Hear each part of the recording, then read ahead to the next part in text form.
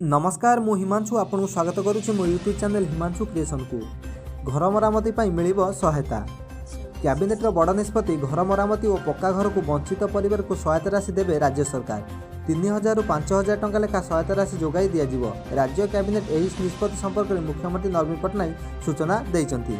मंगलवार संध्या 5:30 रे मुख्यमंत्री अध्यक्षतार कैबिनेट बैठक बसिथिला। बैठक पर कैबिनेट निष्पत्ति नहीं मुख्यमंत्री कहते विजु पक्का घर, निर्माण श्रमिक पक्का घर और खनि अंचल पक्का घर योजन घर पाइथिबा लोकं को घर मरामती 3000 टंका सहायता दिया। सेहीपरि केंद्र योजन घर खंडे पाइबार वंचित होई असुविधा थिबा परिवार को घर मरामती राज्य सरकार 5000 टंका लेखाएं सहायता देवा कैबिनेट निष्पत्ति नहीं। खबर नंबर 2, राशन कार्डधारी को 1000 टंका लेखा सहायता।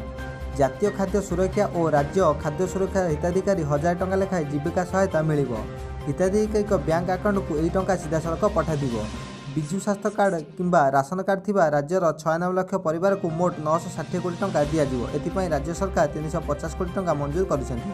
अवशिष्ट 610 कोटी टंका राज्य जोगाण निगम पुराणा पांठिरू खर्च कराजिवो।